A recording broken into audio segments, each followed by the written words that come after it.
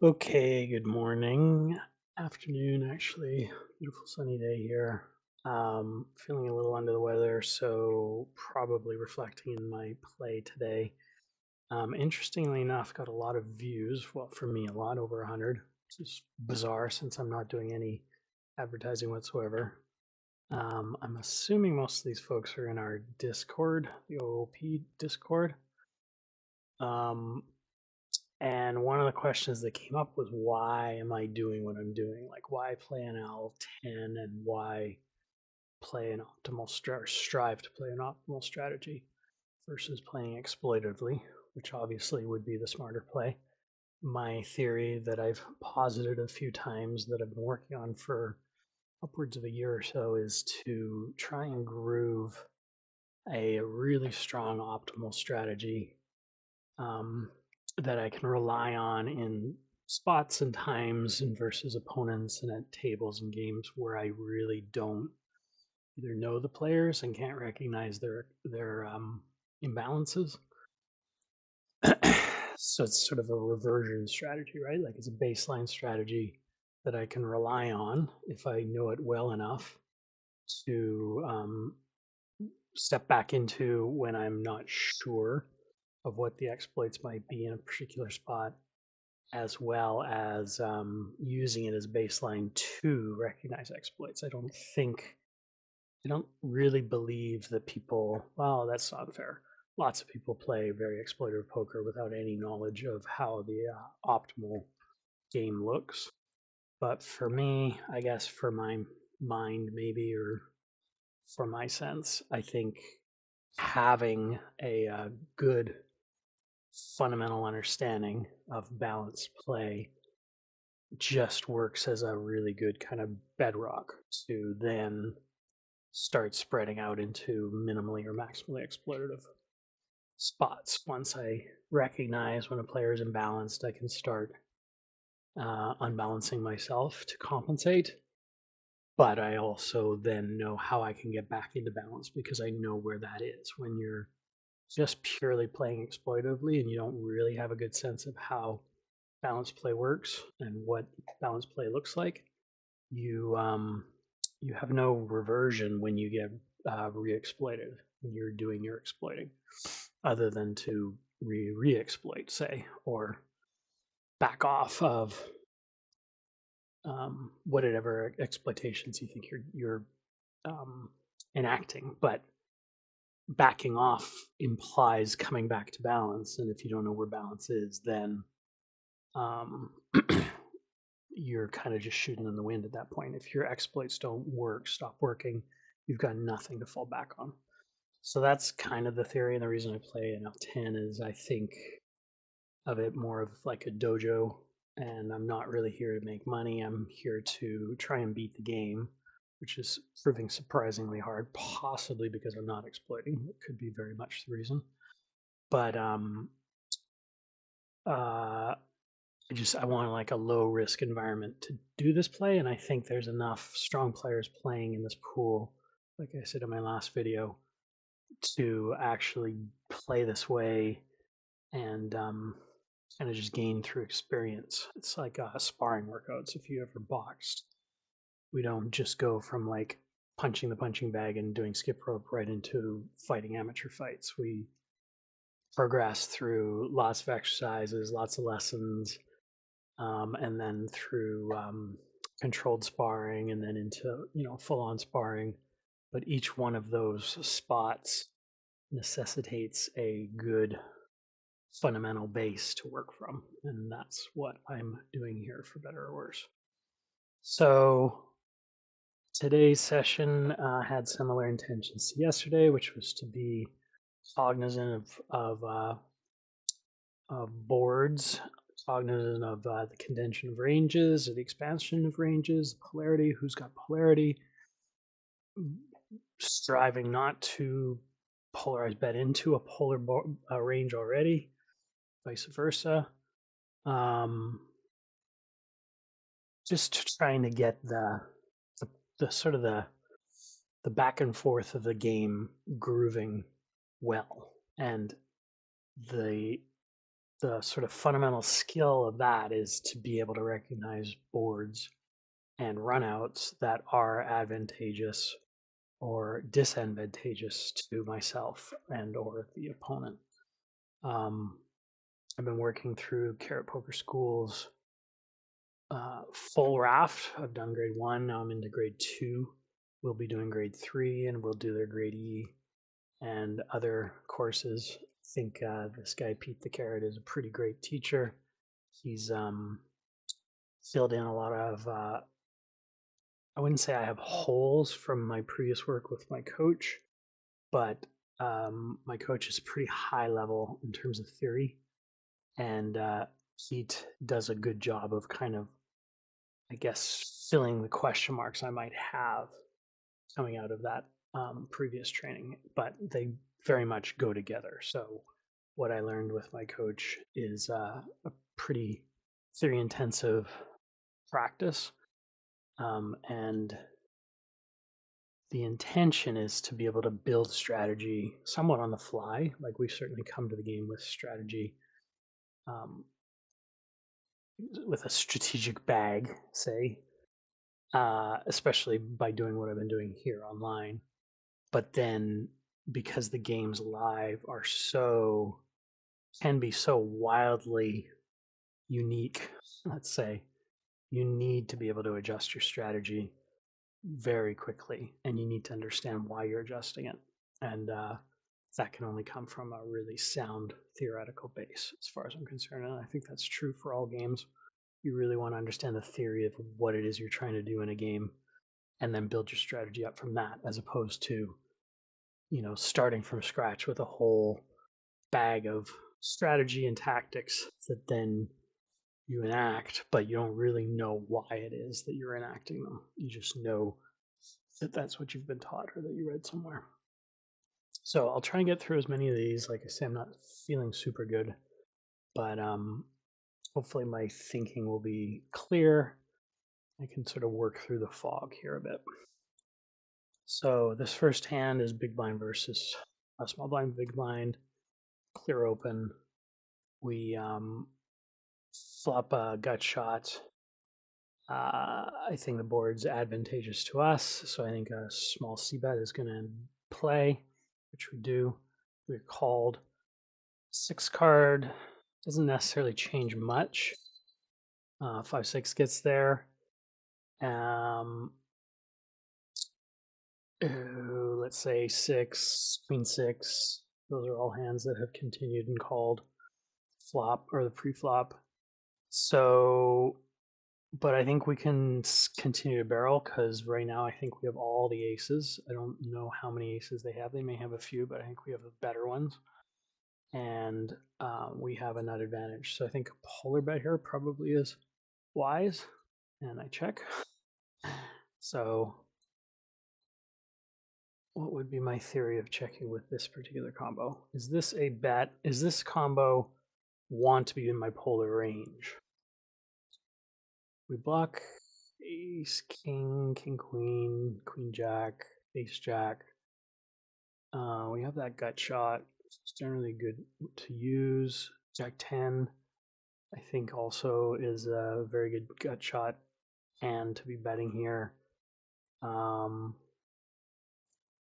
Maybe I decide that they're just so ace heavy. Well, I just said I'm the ace heavy guy.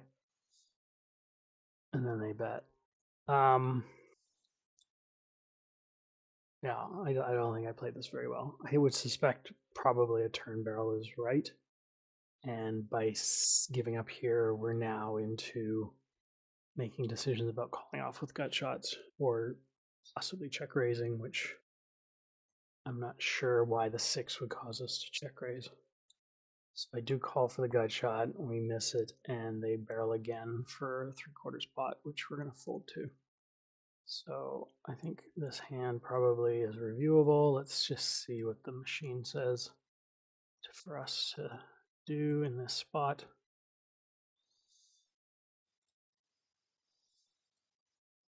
Thankfully, our EV loss is continuing to run under 1. It's good. We'd like to see that down to one of these smaller numbers. King Jack.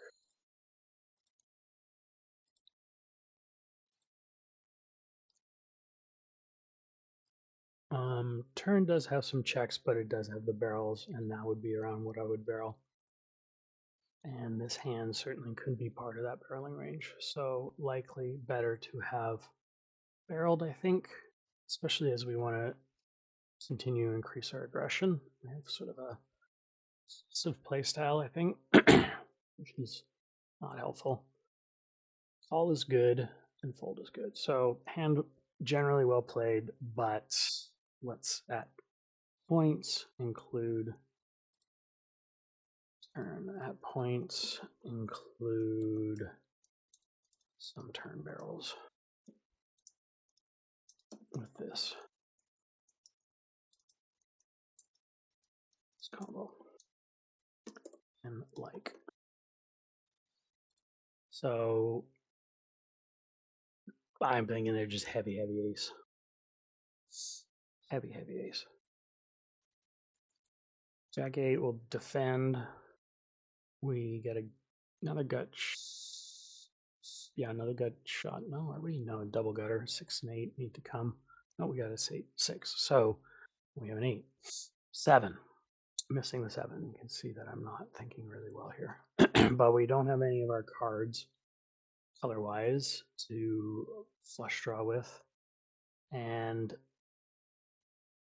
potentially could be a check raise, but we don't see a bet there. Now when the 5 comes, potentially lead here for, half pot maybe. They've opened in the cutoff. Certainly they have sets. Certainly they have houses. Certainly they could have a 5 with ace 5 or king 5, 5, 6. Houses 5, 6s. Do we have more 5s? We probably have king 5, queen 5, unlikely jack 5, 5, 6, 5, 7, 5, 4, 5, 3. Quite a few 5s. We could potentially rep that. And then we also unblock flush draws, but they're not going to fold to a bet. The only thing that we could probably get folds from would be something like 7s and overcards. So we do put in the bet and we do get a fold. Probably not bad. Wonder, I want to just check that. I'm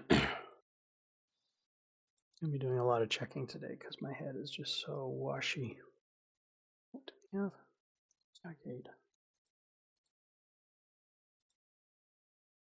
Looks like it's going to be good. Yep. So there's a good bet there. Picked a good size as well.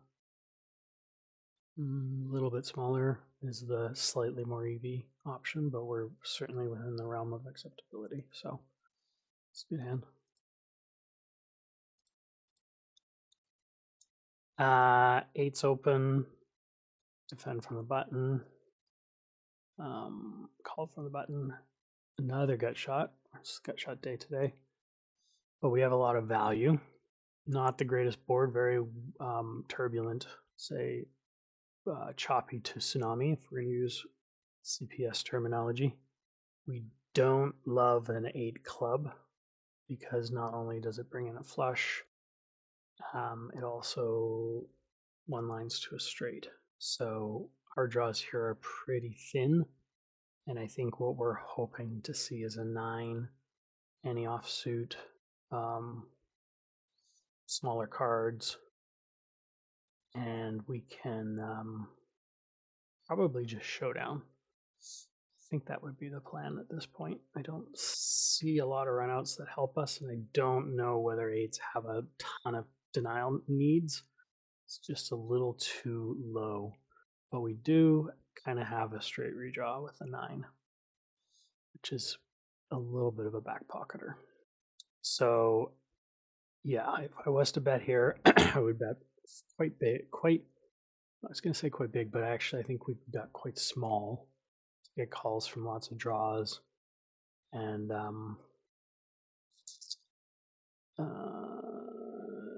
really it's just draws that we're getting calls from. I don't see smaller pairs likely continuing. And maybe a 6 or a 7x. We check, and they check as well, so that condenses them down. We could delay c-bet here maybe as a bluff, but I think we still have too much showdown value to be doing that. But I'm also probably calling a bet because I can't imagine them checking back a 10. So I think we have to bluff catch with the 8s should they bet. So we should call there, yep. 5 comes, really doesn't change a ton because we have the 8s, so, and 9-8 already was there. Flush is no good. I think we are, if anything, for sure calling with, again, showdown value and busted draws and overcard bluffs, which they put one in, and it's a cheap one, and we're for sure calling it, and it's a overcards. Great. So I think that's a good hand too. Let's just make sure that not wrong in analysis. We didn't have any wilder things that we should be doing there. All good. Yep. We call a bet. We call it to river, or we check a river, we call. There's absolutely nothing in there. The only thing we could have done different on the flop was put in a bit of a bet. And they are tending towards the small B50 and under. But check's just fine as well. Not a great range advantage board, so yeah, any bets we make are small. And not a non-advantage board either, so we are not, we have no incentive to do a lot of betting. A lot of betting being range advantage would give us a lot of bets, and then nut advantage gives us the sizing. Since we didn't have it, our size would be smaller, but since we don't have a range either, we don't bet a lot. So that's fine. Jack open. Re-raise from the small blind, but it's so small that it's trivial price to call. Nice suited hand. They certainly could have a better king. They should size better. And the only note here is their stack is small. So our HUDs here. They're opening a little too wide, so I'm now into, this would be a spot where I would be a little bit more inclined to exploit, and that might be one of those exploits. The fact that they don't have a ton of hands, but the fact they're playing half a stack and the fact that they're repipping 30 and their PR's 10, like all of that sort of points to not a particularly good player. The only other note is no 3 bets at this point, and they just made one.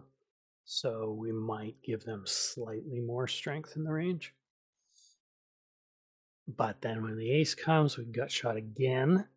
What's this, our 4th gut shot in a row? With a backdoor flush draw. I think we can definitely give them lots and lots of aces, and we would demote most of ours. Maybe we would have some suited aces. Certainly don't have any offsuit aces. They probably have a bunch. Knowing a player like this, when they have an ace, they just think they have the nuts all the ways. But then they check it. Question here would be, do we gain value by betting? Folding out some pocket pairs. And with a backdoor and a gut shot, it's a pretty good spot to bet. And one thing I'm noticing, I did a run on how many bluffs I've triple barreled in the past, and I actually only found one of about 10. So 9 out of 10 hands were value, whereas only one was bluffing. So I think I need to start increasing my, to get to have enough bluffs on the river to be able to balance that value. I should have 4 or 5 bluff attempts to 10 value bets. Let's start bluffing a little bit more, which means c-betting a little bit more on the flop, and then double barreling turns with hands like this, especially if a diamond comes in. So I don't love the check. I think we could certainly bet, especially in position. Yeah, I'm actually going to make note of that right now. Would rather see a bet. B33. No, B50 since we're leading in. Again, they in theory are more polar than us, and they in theory have all the nuts. So B50 maybe is a little big. Say B33. We want to bet small into polar ranges when we bet. Jack 10 suited. Probably I for sure use that, but I don't see any reason why not to use this as well. We pick up some value here, but they're betting 3/4 pot. We're third nut. No longer have a flush draw. We're kind of valuing ourselves against queens and aces. Ace queen, like all kinds of other hands that maybe they slow play. Who knows? Players like this. So I'm not sure there's really much point in continuing. If we pick up a king, we had 2 pair, but even there could be counterfeited easily by a better king queen or ace king or something.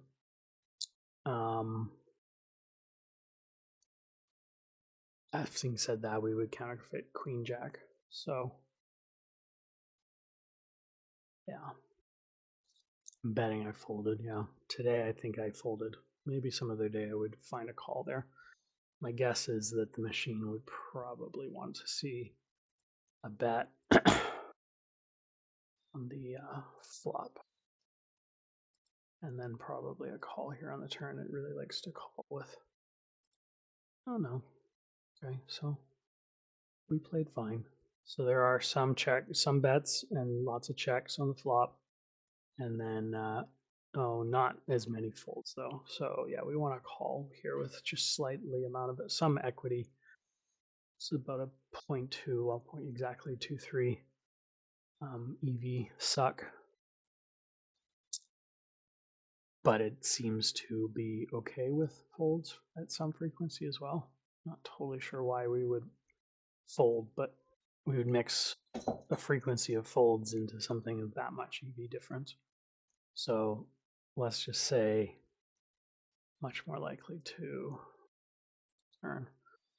As always, solver wants a lot of calls from cut shots, and this one likely should be called to this size. Oh wait, yeah, we folded it. King Jack open, defend, overs. Not a great board for our range, but ranges are fairly tight in these spots. They're wider, although VPIP 8 means they probably overfold their big blind. So I'm gonna say we're probably running 50-50 right now. So neither advantage. We have a slight nut advantage with a set of nines. And we'll of course have fives and threes, but so will they at some portion of the time. They have more 2 pair than we do. I'm not opening 9-5 often. 6-7-8. Oh, I would open it actually. So we have some 9-5s. I don't know how often I'm opening 5-3. And yeah, so if we bet here, we should go large. I don't know whether this particular combo wants to bet, although a king jack probably has some value in betting off ace x hands. So I could see an argument for betting there, but we didn't because we're feeling a little sad and unbrave. Then a double check. So now I think in position we probably can go for a turn bet. 3 doesn't really help us other than ace 3, king 3 suited. Probably helps them a little bit more, but they've condensed their range down quite a bit. Having said that, any 3 they had on the flop, they likely just checked. So I wouldn't exclude those threes out of there. Am I gonna say, oh look, I have showdown and then a not bet? No, I am gonna bet. And then we get a fold. So I think that's probably okay. I don't know. King Jack off. And that's this.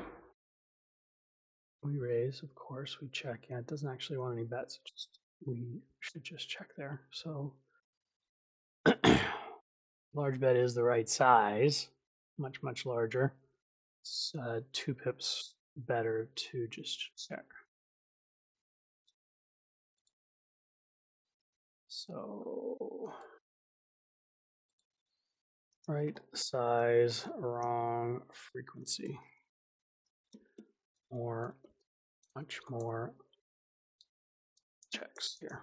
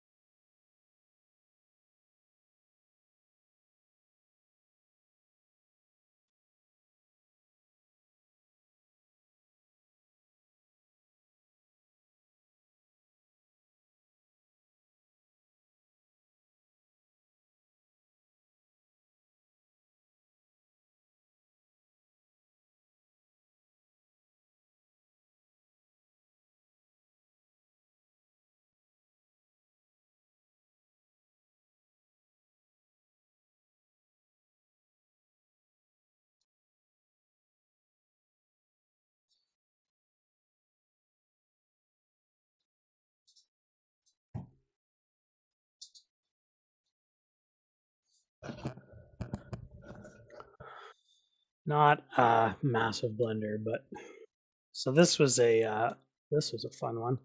I misclicked because my pop-up, I think I was fast folding and then, or the other way around, I was fast folding another hand and then this popped up. No, I was raising another hand and this popped up and suddenly I raised. So creating a very, if we get to showdown, weird ass strategy or weird ass range for some confused person. In our favor, this guy's VPIP is 50. So very wide range. I think I might have played him yesterday. Oh no, I didn't. We have more hands. So they call, and we hit 2 pair. This is the kind of thing where you make one little mistake and it can go all horribly wrong. I check because the board is not favorable, but we're good. So I think we're check raising this board if they put in a bet, which they didn't. 8 continues. Still not great for a raising hand from the big blind, I think. One liner to a straight now. I think we, though, will call pretty well any reasonable bet. And then I bet. So I don't know. Just not thinking. I just wasn't thinking today. So the board has gotten worse, but yeah, we put a bet in now. Doesn't make much sense. And then they shove. So when they shove, am I going to call off my 2 pair on a one liner? Or even Jack 10? So, you know, a lot of straights are there. We have redraws to a house. They could have a better, well, we'll, if 5 comes, yeah, we'll have a better house pretty well if we're looking at sets. But, yeah, it just, you know, you do some dumb thing by misclicking, and then all of a sudden you're put in a spot like this. There's not even anywhere to check solves unless I ran a custom one. Our range would be so wide unless we just stick 5-9 off in there sort of as an addendum to a normal range. So I think just considering the day, even though this guy is a pretty monstrously wide range, he also doesn't show. I see bets 100%. His PR is lowish, and he has no 3-bet, so there's not like it's an obviously aggressive player.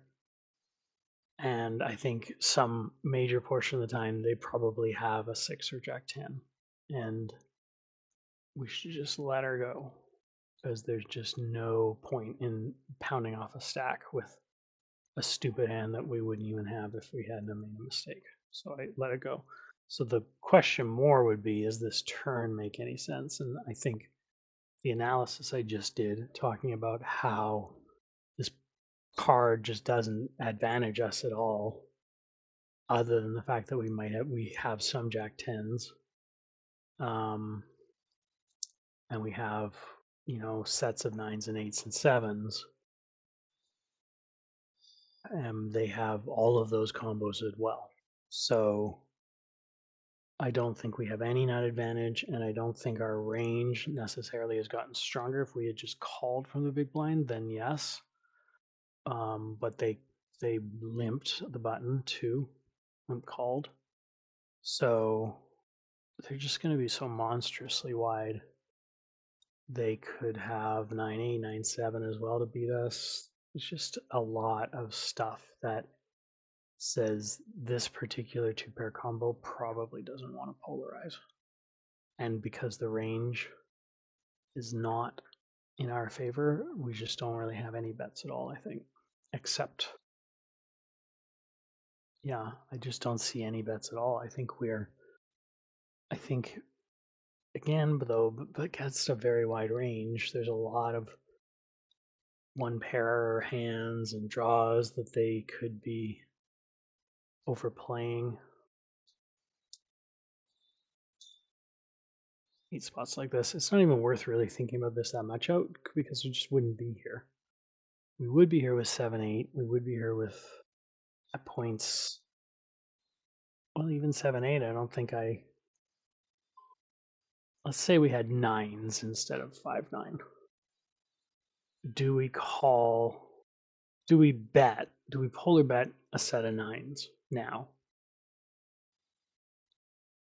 The fact that we have Jack 10, I think, allows us to polar bet. If we have a set of 8s or 7s, we can polar bet. If we have a set of 5s, we can polar bet. In fact, we probably don't polar bet with 9s or 8s, but we would with 5s or 7s. Because if we do get shoved, those hands can fold. Whereas 9s and 8s, I think, are just too strong to fold. Otherwise, we're just calling with just Jack 10, right? So we've got to have some value hands to call shoves with.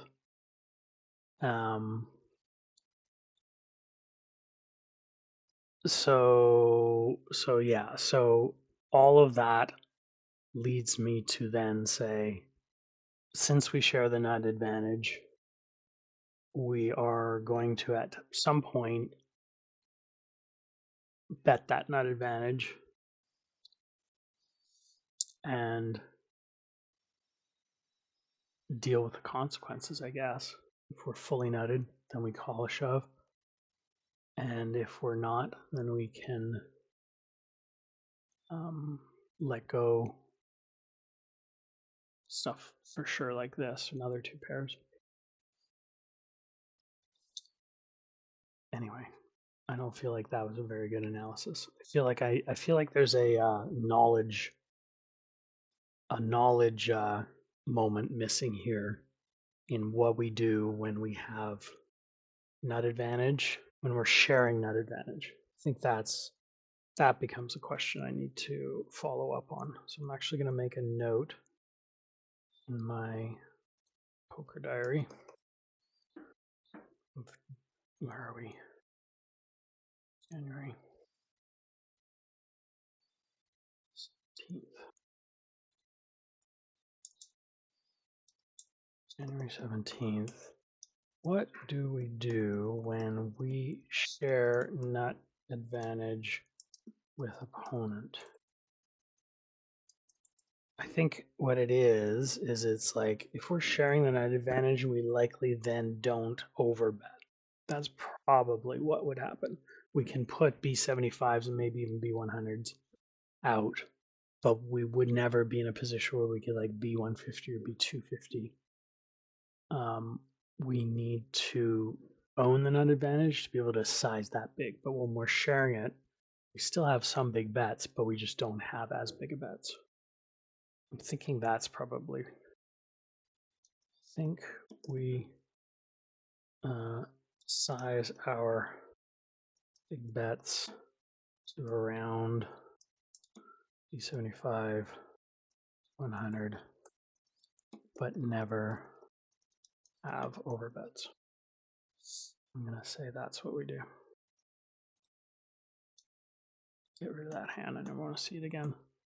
Re-raised, re-raise again, get called, shitty board, shitty board, no, nothing, no diamonds, low cards. If we have overpairs, those overpairs are going to want to bet big. And I think the only bluffing, which this hand would be a bluff hand, hands that will put big bets in are ones with diamonds, is my guess. So I think this particular hand we check. Another diamond comes, so even worse, we don't block any draw, any diamond. We don't block them having a flush. Houses on board.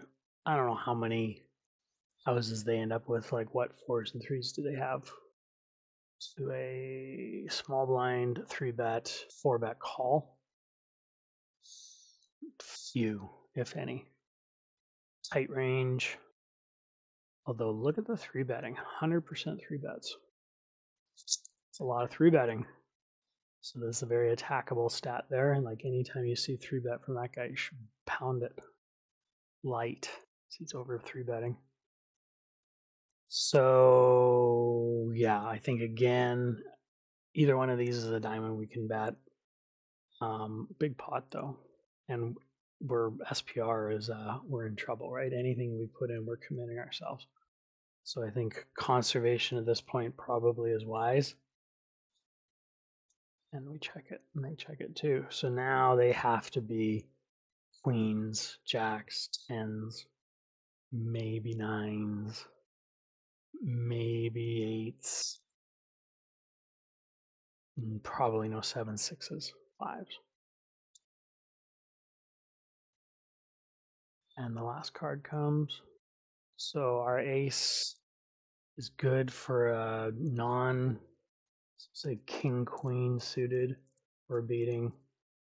King jack possibly, although they're probably too tight to have called a 4-bet with that.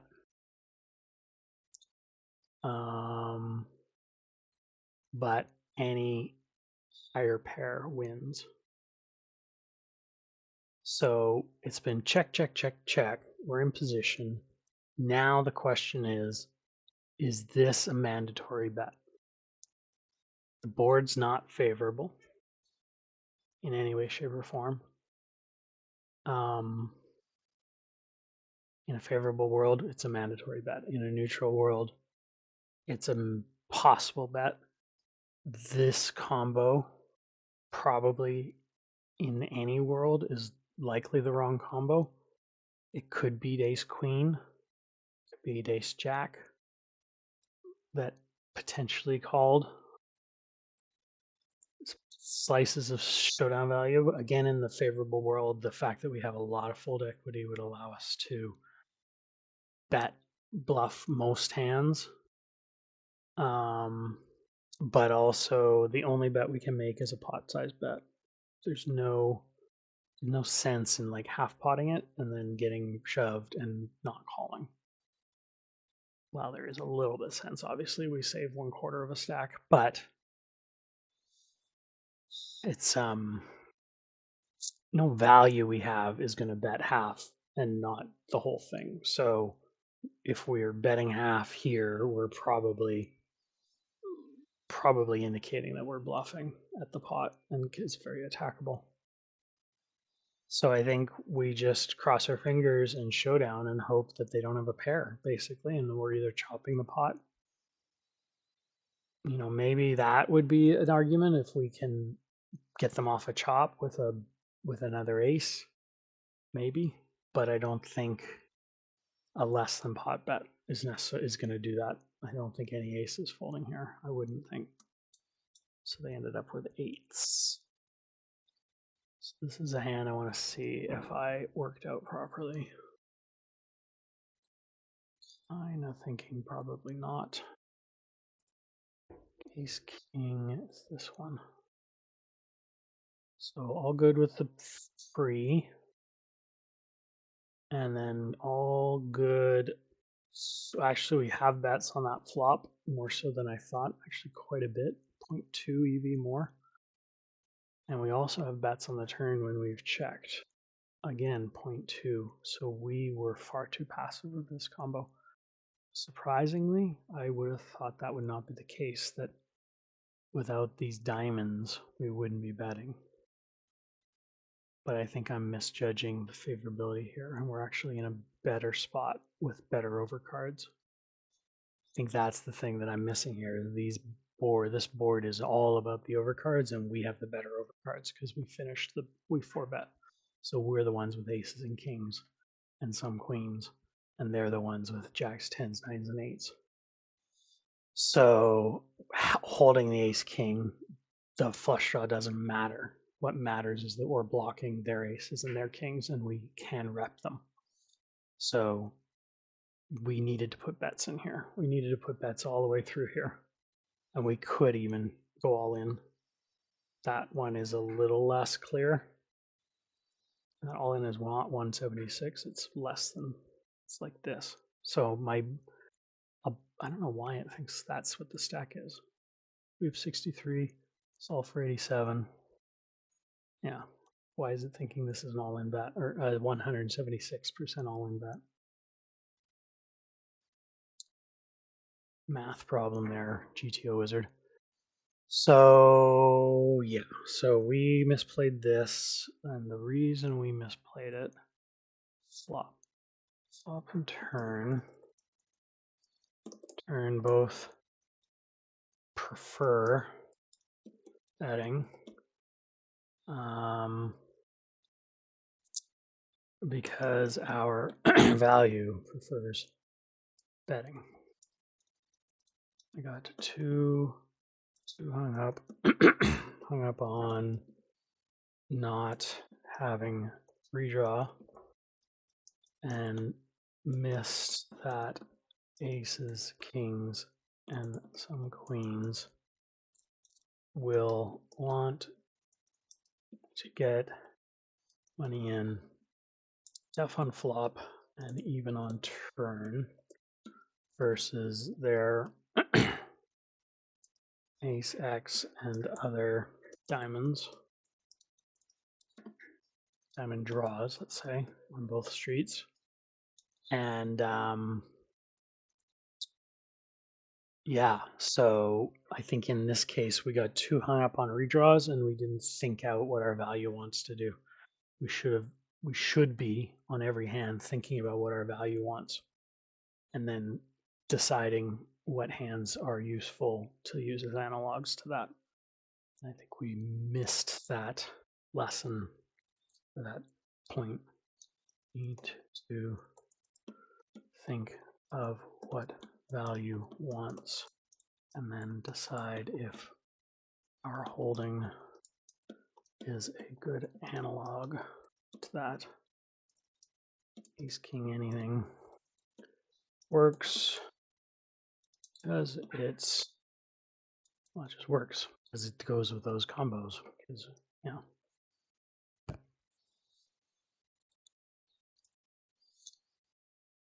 All right. So I'm not gonna say that's a bad hand because I mean there are checks in this line, but we did lose in theory about 0.4 EV by not doing what wants, what the value wants, what our value wants. They don't have fours. They just are not coordinated around this with a 4-bet call from the small blind. So I guess the other factor here is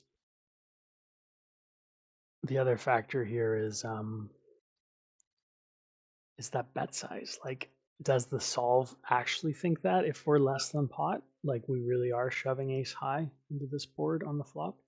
Because it's the only, like, we could bet a third or half and then they call, and what do we do on the turn, right?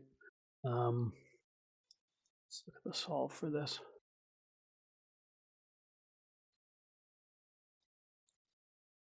So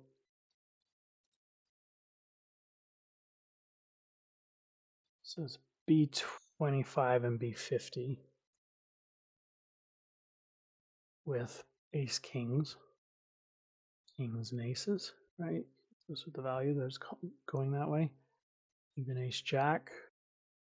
Looks like it's betting the 25. Pretty well everything. Like, it's a 4-bet pot and we are the stronger range. So on this particular board and many boards, we're pretty well getting it in. So if we say bet 50, they would call with, I don't have any eights, but they would call with a bunch of stuff around the bottom and then draws. So they would re-shove and some of the ace X hands around those fours and threes. And they would actually call with their kings too, or their ace king off there. Is that just, yeah, they call all of them and raise the redraws. Yeah. Okay. So if we bet 50 and they call, and then what came was like a 5, was it?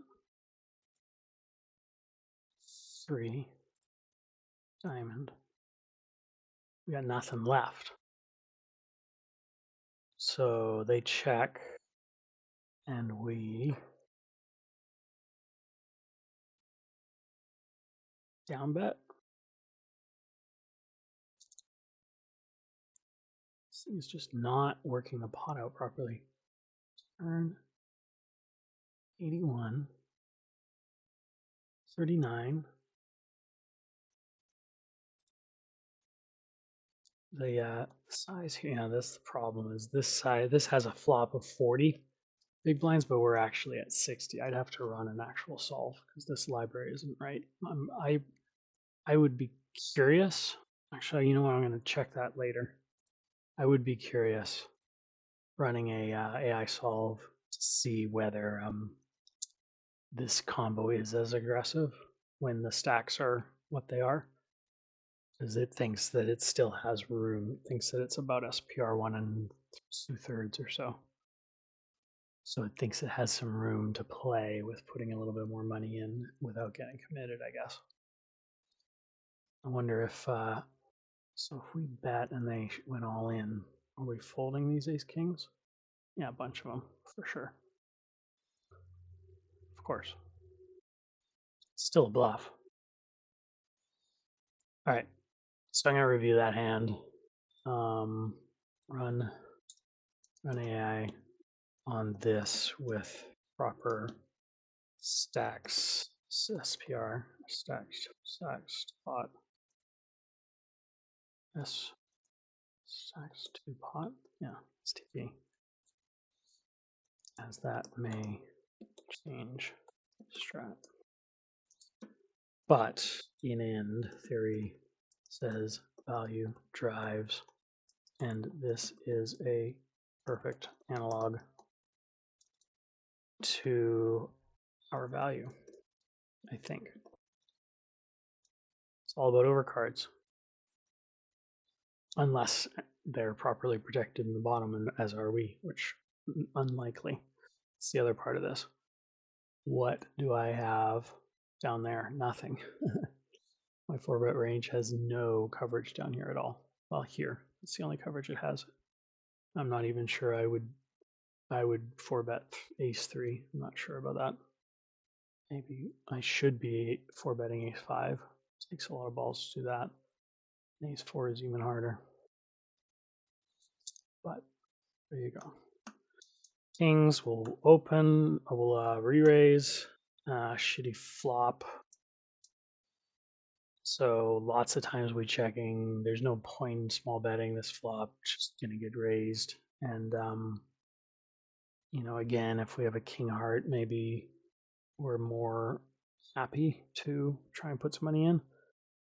And I say when I say small bet, it's small bet because it's a draw on board and we're out of position and it's not favorable to us. So there's not a reason to continue polarizing with overpair. And then the ace comes and just it gets worse. We have to call one. Flush comes and it couldn't be any worse for kings. But we get to see a showdown and they show, I'm sure they show an ace. They do, ace queen. So probably fine. Probably fine. So you know what, let's keep that one up there. Which one was that? That one. And look for the kings.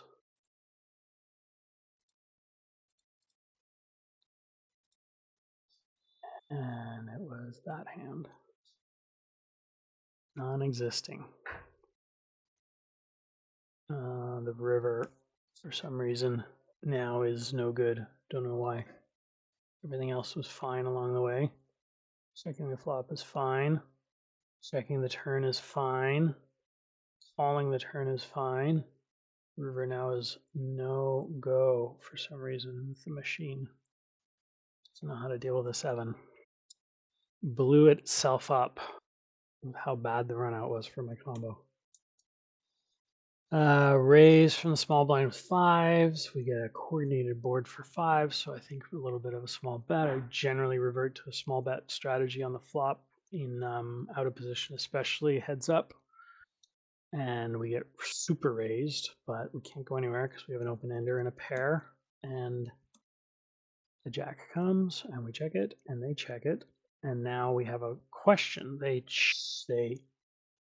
check raised exploitive, I think, on that flop. I think that's kind of there's a good example of a strategy that people have that they may not know why they're doing it, but they're doing it because you know why was the pre-flop caller and you're stabbing or you're betting, you're continuing on a not favorable board for you. They would probably say. They could have a piece of it, so they could certainly have check raised with top pair. They could be top. They could have over pairs. Unlikely they would have probably raised them, but 7s are going to be a big part of that range to check raise when they have value, and then I guess 8-9 and 3-2. I've got all the 5s, so they likely don't have any 5s, etc. So we miss. We have some showdown. We want to see the 6th street, but we're not going to because they're going to bet it with probably 7th, some 7, some portion of the time. Completely makes sense. Raise with top pair, check back once your second pair, hit a trips on the river, and you're good. I would be surprised if the machine said that we should call this. It seems so clear what it is. I almost don't even want to check it, but I will, just because it's fun.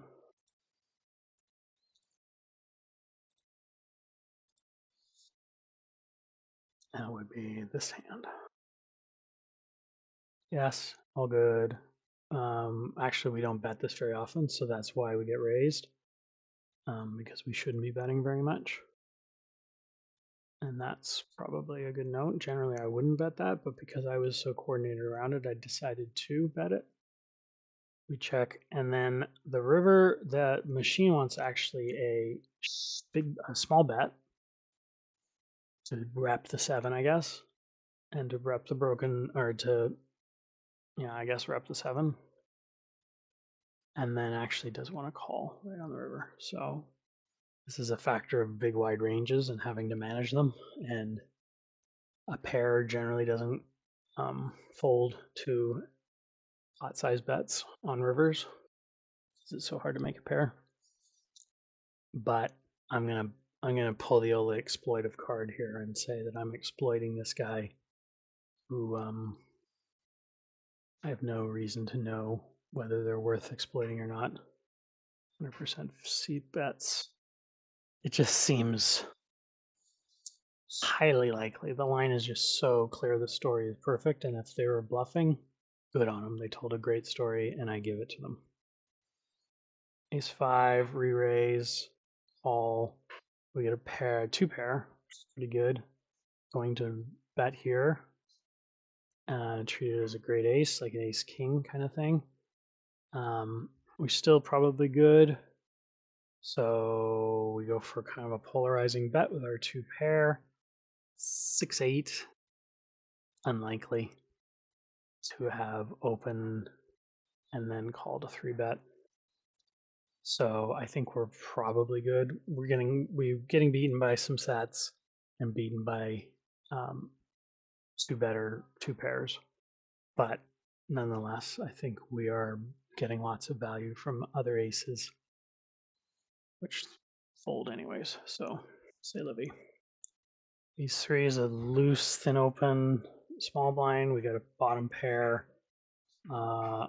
super flush board, and we just show down and hope that our pair worked, which it did. Re-raise, re-raise. So this will be a spot the solver doesn't like. I decide in position to call with ace king off, as opposed to recommitting another half my stack. I know we can go all the way to the river, or all the way to stacks, and I think at this point the solver probably shoves this. But I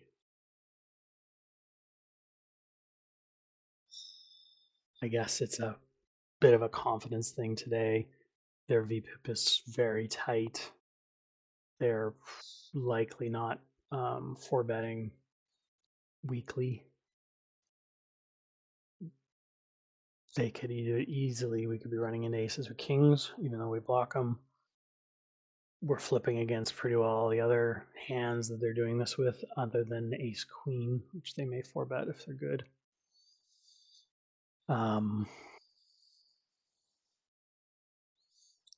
And I just want to see, like, do we hit an ace or a king? If we hit either one of those, we still could be in trouble because we could be facing ace and kings.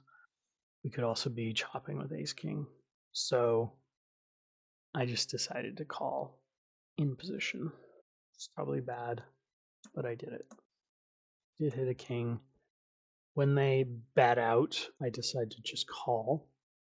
And then I am going to call again, obviously. But now I notice that our pot is 93 and we have 61. So I just figured, well, now's the time to get paid.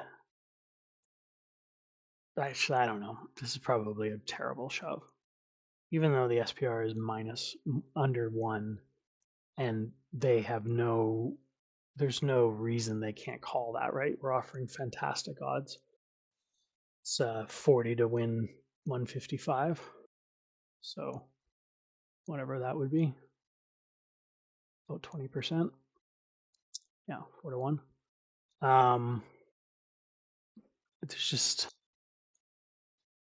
There's no point to fold, but if you have jacks, if you have queens, do you really want to call? What I could have done, I suppose, was just call again and let them shove with bluffs and stuff. But yeah, I don't know. Maybe just shove on the pre-flop. Maybe that's just the better way to go. Protect push out eight queens, push out jacks, push out a bunch of hands that we're flipping with. I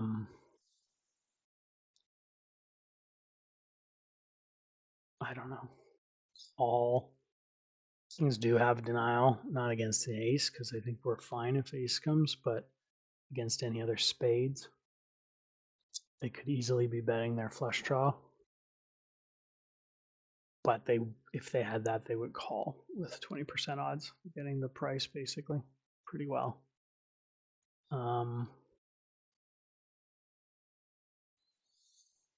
Yeah. Let's make a note. Prob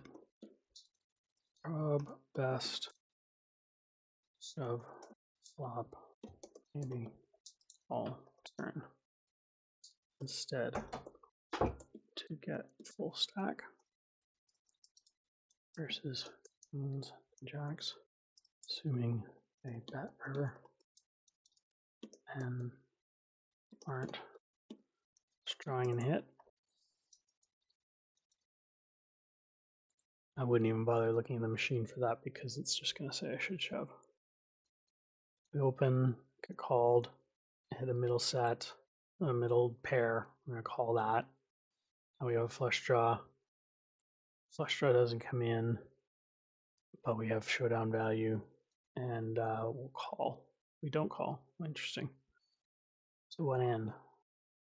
Getting 20%. Oh, I think I thought this one through as like one-liner over pair over queen over. Queen would have probably bet turn. Not checked. Yeah, I probably should call this. Do we have better bluffs? Or bluff catchers? Such a cheap price.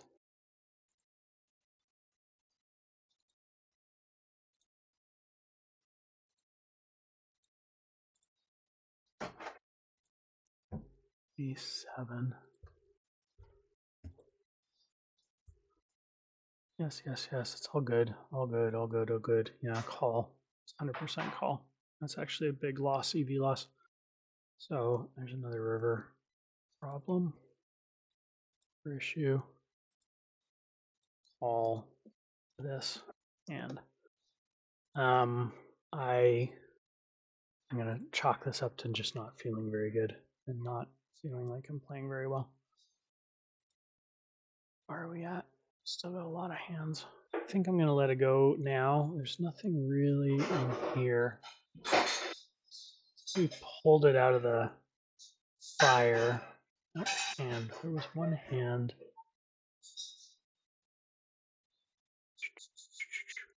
Yeah, this one. Let's see this one. So we make a big go of it here, and this guy with a super wide VPIP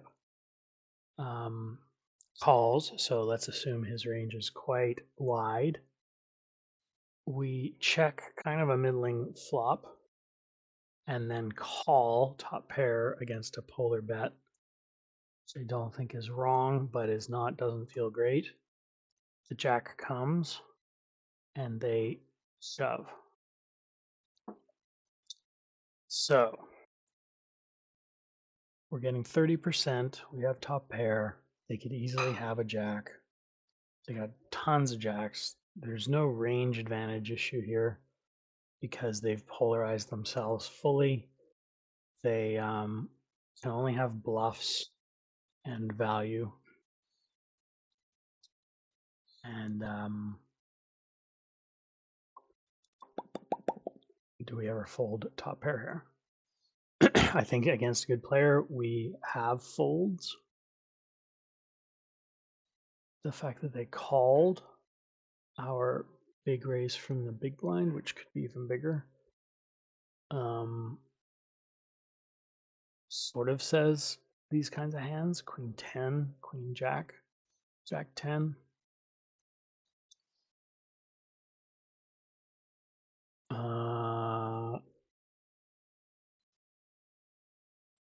I don't know. think it's a coin flip, basically. But then again, what other bluff catchers would we be using? Like, this is a pretty good one. Blocks queen jack. Kings and aces for sure.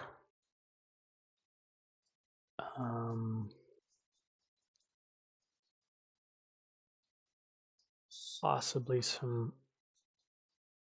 Yeah, I think we have to call these top pair queens. So it's a bluff catch that we make, and they turned out to have 5-6. So just went completely bananas with the weirdest combo, which says they probably do that a lot. Although their aggression stats don't really show it, and we don't really have a lot on them. I'm going to just check this one, and then we'll call it a day. King, queen. I'm pretty sure it's going to say, yeah, for sure, call. King, queen, off.